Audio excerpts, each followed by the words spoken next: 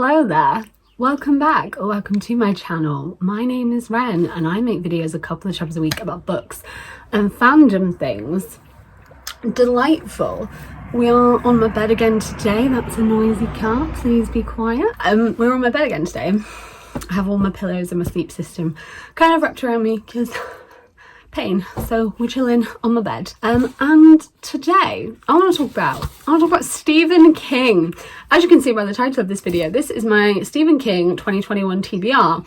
Now you may ask, is it a bit too late, end of April, to be doing a TBR for 2021? Some may say yes, I say no, time is a construct. These are books though that I would like to get to this year, which, you know, is a really ambitious thing to say for someone who hasn't finished a book in about a month, but you know, health reasons, so love that. I'm gonna be having surgery soon though, so lots of time in bed, lots of recovery time, lots of hospital time, so gonna try and get through it. I am a relative Stephen King newbie. I have read The Shining, Doctor Sleep, The Stand, Carrie and It, and I have seen a lot of Stephen King movies based on books by Stephen King. I wanted to read more Stephen King books this year. I did read The Stand in January. It was my first book of 2021, about a pandemic, so you know,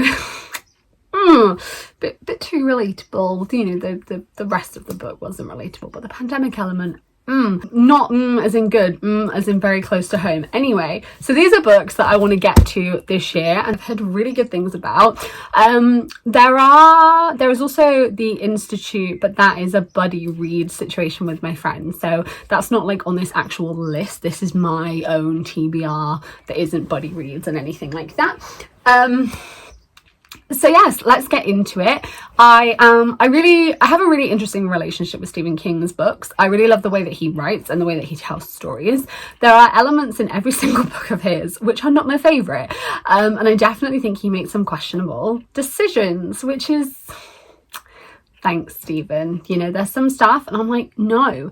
But he is an incredible storyteller, and I think the way that he writes and the things that he creates and just the stories that he tells is done in it's just an interesting way. Like, he comes up with things that I just don't even understand how people can think of, and it's just done in such a phenomenal way. And you guys, when I did my horror books for Christmas video at the start of the year, recommended me some Stephen King books that you think I'd like, based on other books that I liked and other books that I'd gotten and liked the sound of.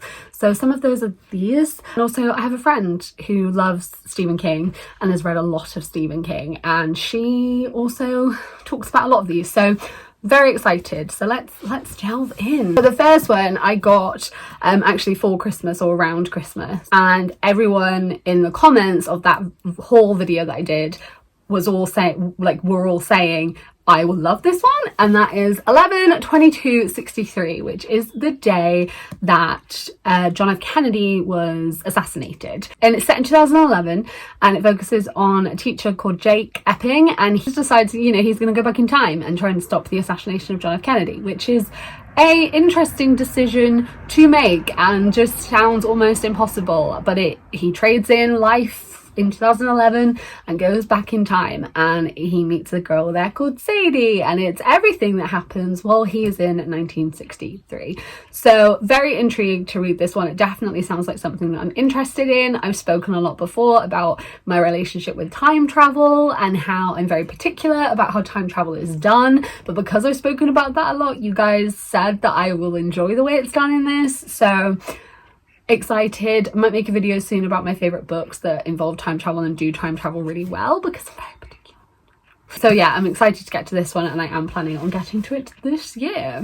Then we have Needful Things, and it is in a town. It's focusing, what town is it? Castle Rock in, guess which state? Is it A, Maine?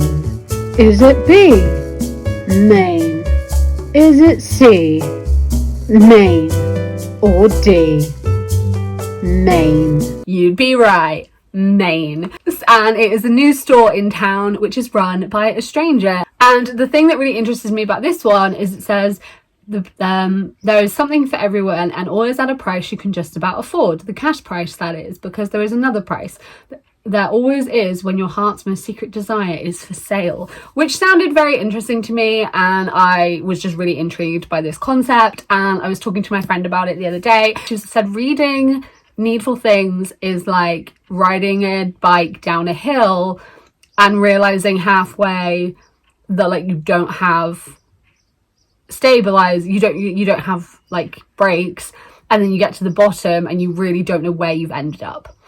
I've definitely paraphrased what she said there, and it just took me a really long time to remember the word paraphrase, because it's similar to medication I take, and once I had the name of my medication in my brain, anyway, I paraphrased what she said there, but that just sounds absolutely wild, and much like a lot of Stephen King books. So buzzed to start Needful Things. Then we have the Dark Tower series. So this is book 1, Gunslinger. And the Dark Tower, I don't know too much about, but the same friend who loves Stephen King has told me about the Dark Tower since I've known her. So her house, I love her house. I've missed being able to go to her house because COVID. She's just, there's so many books, and I just go and stare at her bookshelves and like, what's this one? What's this one? And she's always told me about the Dark Tower series, and it really intrigues me. But Roland is a haunting figure alone on a spellbinding journey toward the mysterious Dark Tower in a desolate world which frighteningly echoes our own. And on his quest, Roland begins a friendship with a kid from New York named Jake, encounters an alluring woman, and faces an agonizing choice between damnation and salvation as he pursues the man in black. And like I said, this is a series which is, I think it's like 7 or 8, I think it's 8 books. And in the Dark Tower, I believe, is where it is, and a lot of other things that kind of combine within Stephen King's world, which really interests me, and they just sound really intriguing. I've got the first and the second one, and the first one's not that long. Obviously Stephen King's books can be pretty hefty, so I'm looking forward to starting this because she's just said it's phenomenal, like from, like I said, as long as I've known her. So I'm really super excited to start the Dark Tower series. I think this is going to be one that I start quite soon because I am really looking forward to it. Then we have Bag of Bones. So these new covers, I've also got Cell, which is similar with the covers. We'll get to that in a moment though. I don't know too much about it, and I think Bag of Bones, like the quote on the back is, he went to Dark School Lake to confront his past, now he might drown in it. And when I opened it to look to chapter 1 in the bookstore, I decided I was gonna get it. So on a very hot day in August of 1994, my wife told me she was going to the Derry Rite Aid to pick up a refill on her sinus medicine prescription. This is stuff you can buy over the counter these days, I believe. I'd finished my writing for the day and I wanted to pick it up for her. She said thanks, but she wanted to get a piece of fish at the supermarket next door. Anyway, 2 birds with 1 stone. She blew a kiss at me off the palm of my hand and went out. The next time I saw her, she was on TV. That's how you identify the dead here in Derry. No walking down a subterranean corridor with green tiles on the walls and long fluorescent bars overhead. No naked body rolling out of a chilly drawer on casters. You just go into an office marked private and look at a TV screen and say yep or nope. From what I know about Bag of Bones, the guy whose wife has died, he goes to then his lake house to get away from everything, and it uncovers kind of past secrets and things that come up at the lake, I believe. I was really just intrigued by the fact that he is from Derry. I just love that Stephen King has just created this town of Derry, and it just exists, not even in it, not even just in it, it just exists within his books. Derry is a place. And there are mentions of things within his books and little, callbacks to things. So I'm really intrigued by Bag of Bones. I love a good kind of confronting the past situation. But yeah, I like kind of that I'm not going too much, I don't know loads about these ones, so really intrigued and excited to get to Bag of Bones. Then, like I said, I have Cell. You can run, you can hide, just don't pick up. And one of the quotes is literally, you will not, what was it? You won't use your mobile for days. Phenomenal. Love a good technology is terrifying novel, which I assume this is.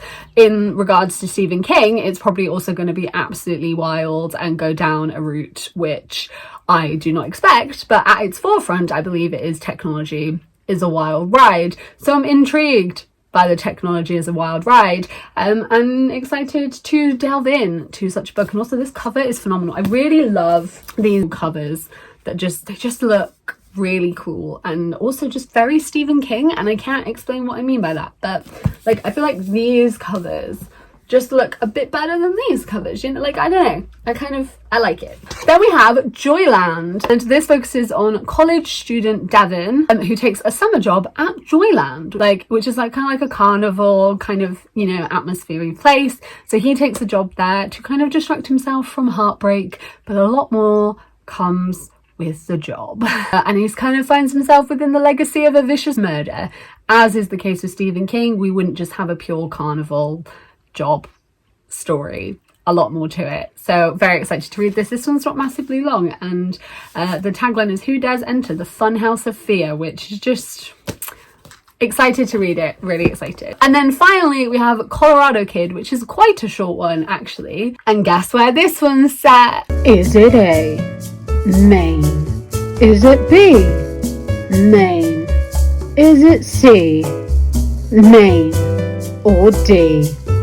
You've got it, Maine. And this is off the coast of Maine. A man is found dead. It says there's no identification on him, only the dogged work of a pair of local newspapermen and a graduate student in forensics turn up any clues, and it's more than a year before the man is identified.